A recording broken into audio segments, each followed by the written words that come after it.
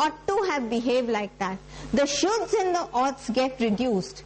Why should he behave like that? He said, I'm not going to behave like that. You ought to. Who says you ought to? I'm not over here to listen to ought to and shoulds and I must. There's no masturbatory, no must and things like that. I'm not going to do it. What are you going to do? So he will tell you back away like that, backfire. So there's no ought, should, must and you have to. There's no have to in life. There's nothing called have to. I'm not going to do it. What are you going to do? This is the kind of language. Okay? So do your analysis, because once you break down, you will see that there are small loopholes in every area, and how I can bring about that change in that loophole. So once you have done that, the attenuation, what is attenuation? It comes from a subject called immunology, where means in a glass where there's so much poison, the germs get reduced to so little. So what you would have felt so much, now the impact is very little on you. Otherwise you would have felt like a terrible bomb bursting in your head. But now that effect is very little. So what happened? Because you took the 3 empowering steps, you were able to function. So what happens? Now you see Edison, he made this bulb for us. He failed 999 times. He didn't say, his assistants told him that, sir, you have failed 999 times, just stop it, we are failures, we can't do it. But he said, no, we have tried 999 times our various experiments. We will not repeat them anymore. We will try some more experiments, new ones. So he did not give up. So what happens now? We get very easily depressed. We get very easily discouraged. And we give up. So giving up is not the solution. Ki chalo, I have given up, now it is finished. I'm done with it. Now I don't see that chapter anymore.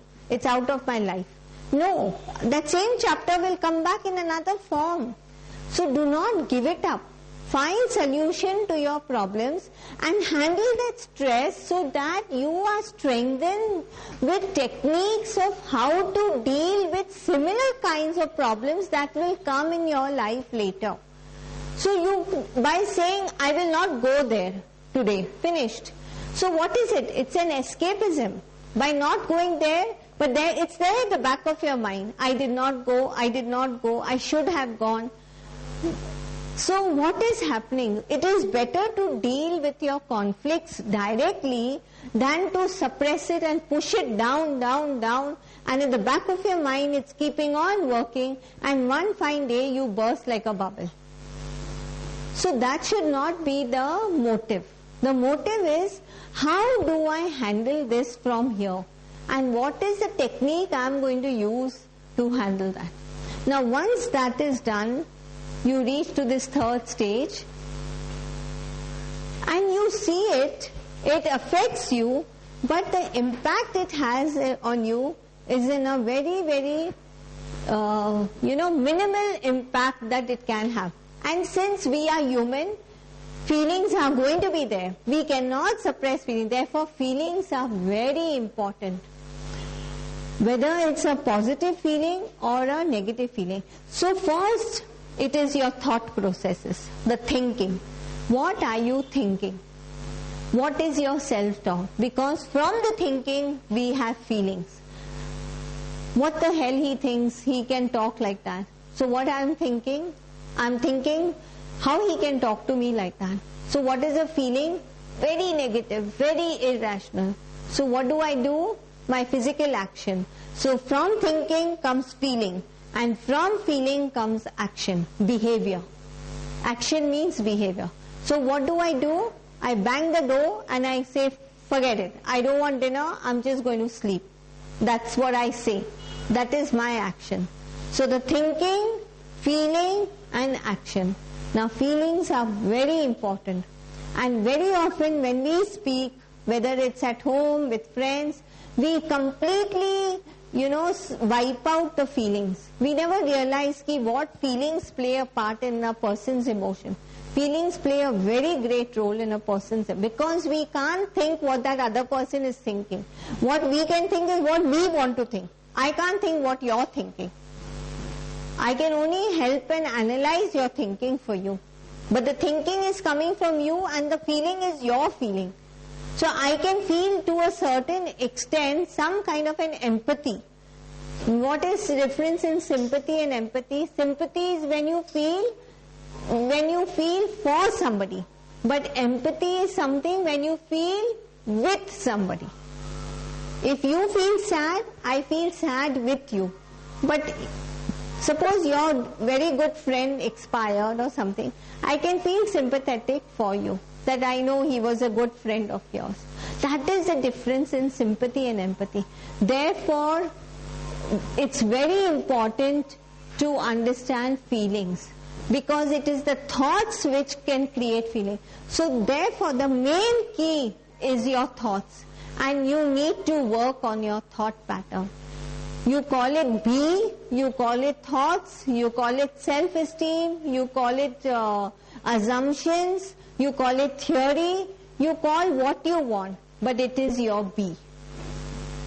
Because that be gives rise to your feelings. From be comes the feelings. And this feelings is what makes you act. So please remember this ABCDE model, because it will help you to deal with your outer stress very much. Okay? So any questions regarding this? How does the thoughts come? It comes from your be. I came here. Okay. I'll just ask you to come and tell me one nice story to everyone. Anyone is prepared to tell a good story?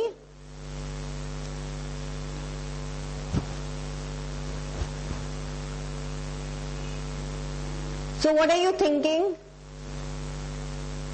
Just now, in 1 second, what did you think? Tell, should I tell? What should I tell? Do I know any story? I don't know any story. How can I tell a story? Why should I tell a story? Simply I asked this question. I got caught up with more questions. No. I'm just telling. These are thoughts. What is thoughts? It's a self-talk. They are coming from the environment. They are coming from the, you are something, yes, he are something, but they are not coming totally from environment. I am a contributory factor to your thought asking. You asked me a question and you asked me because I'm here. Correct. If I was not here, you would not have asked. But I am a contribution for your asking. But all this that you asked, and I gave you one question that tell me a story. How many thoughts came regarding that? That came from within you. Okay? You asked me one question because I am the stimuli. I am A. Activating event.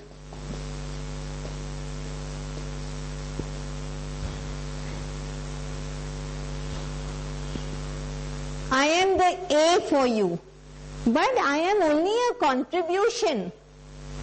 What you asked and how much you created out of that A in you is because of your B, because of your belief system. If I told you, come and tell me a story, you said, how can I tell a story? I don't know what story. I have to think what I have to tell you.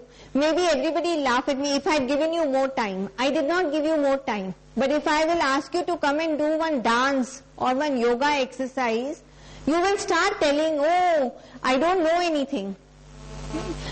Or I know, very good, I got a chance. Very good, today madam called me on the stage to do something. It can be any kind of thought. So thoughts come from within your own bees. It is your own self-talk which creates thoughts. You're sitting idle and so often you're thinking of going to Bangalore, Chennai. You're sitting over here and you have reached Europe and you have reached so many places. You are daydreaming, you are thinking, you are imagining.